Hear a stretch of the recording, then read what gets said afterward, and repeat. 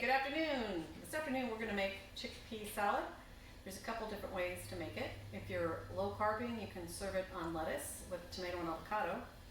Or we like to use Dave's Killer bread, the seeded or the white bread, and put a big scoop on that with some avocado and tomatoes. So first I'm going to give you the ingredients list. You need celery, garbanzo beans, Veganese mayonnaise, the one with the blue lid. The one with the blue lid is the absolute best. Some lemon juice, Morton's seasoning salt. This is the best. That's the yellow label. They have another label. You want the yellow and blue label on this one. Garlic powder. You can use any kind of salt. We use sea salt. Paprika. There's a lot of different kinds of paprika. I haven't tried it with smoky paprika. If you like that flavor, you could try it. And onion. Well, you do not need near this much onion. This was the slice I ended up getting. So, the first thing I'm going to do is, and you just need a small little sliver of it. And I usually save the onion so I can,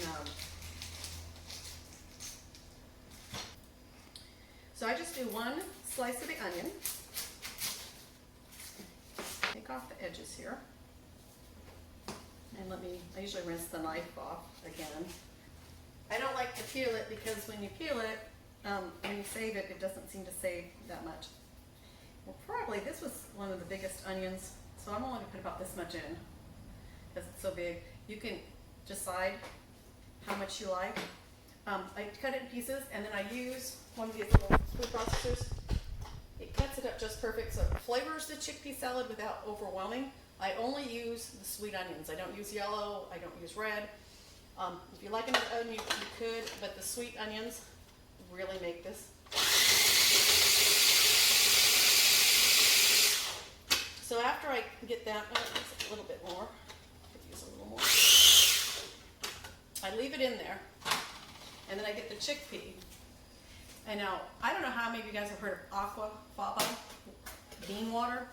A lot of people, recipes call for it. They make like a kind of a whipping topping for desserts. A lot of people don't know what it is. So if you need some aqua faba, you can go ahead and save it and use it for another recipe.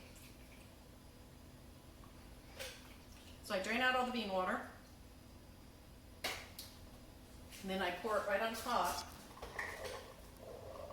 So now the onions will blend in right with.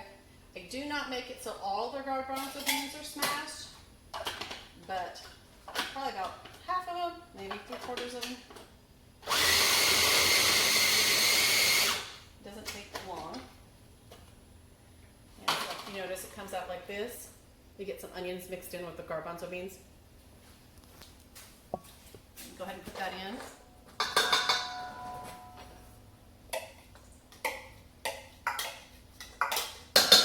Now, I sprinkle it.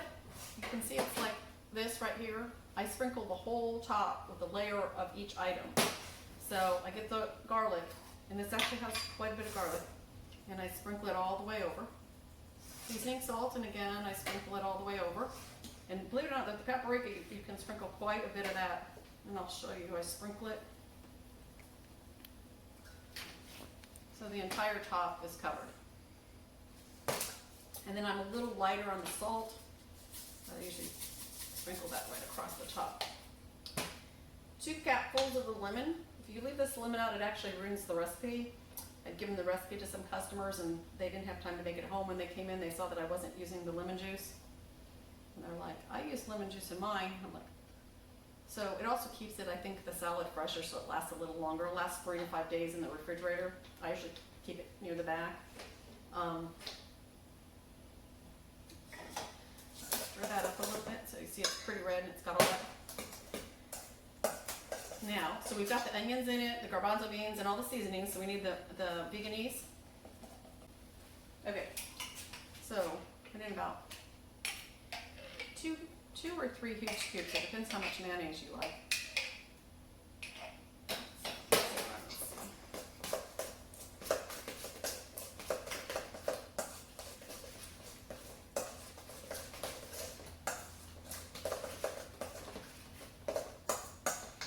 Now I mix it around. Almost looks like I have have too much mayonnaise, but when I add the celery in, I think it'll be okay. Okay, then slice up the ends of the celery. And then what I always do is I like to cut right smack down the middle of the celery. So I cut them all down the middle. This particular does much better if it has bite-sized pieces.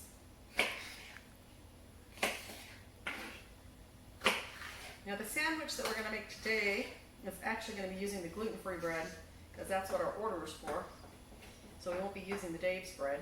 The gluten-free bread is a little slightly smaller, but it still works out and it tastes pretty good. I'll show you in a few minutes what brand we use.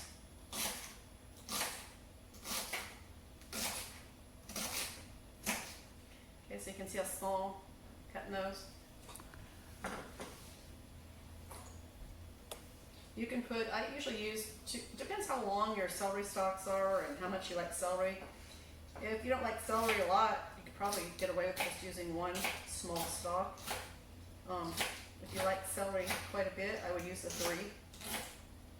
But it's important not to cut the pieces too big.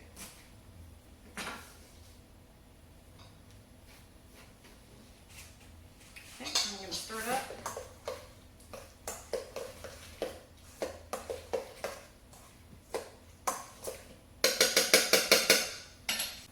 This is what it looks like before you put it on the sandwich or the salad. The bread I use when I do gluten-free is Little Northern Bakehouse, and it's seasoned grain, gluten-free, and it's really good. It's kosher, it's vegan, it's peanut-free, peanut nut-free, non-GMO, certified gluten. So this is one of my very favorite breads to use for gluten-free. Also, I'm having to heat it up in the oven because I don't want to use the toaster because I do my regular bread there. Whenever I make sandwiches or salads, you can't always get fresh avocados, and Hass is one of my very favorite, and Holy Avocado makes one that just has chunky Hass, doesn't have any seasonings or anything in it. And then I cut some tomatoes, and then I add these onto the sandwich. Or you can just eat, you also can eat the chickpea. Some people just eat it plain, some people put it on lettuce. So there's lots of different ways. So I'll show you the sandwich, which I'm going to make in just as soon as the bread's ready. Okay, so I take the avocado, and I usually put it on 2 of them. And this bread is a bit smaller than Dave's Killer Bread, but it's still really good bread. And then I put tomato slices on.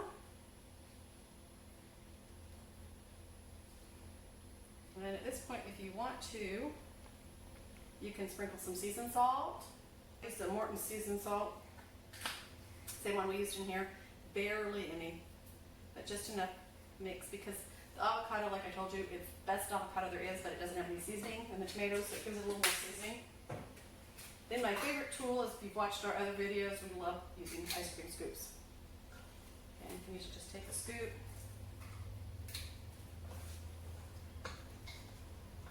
And put a scoop on each sandwich and go ahead and put them together. They're a bit messy, but they're really delicious.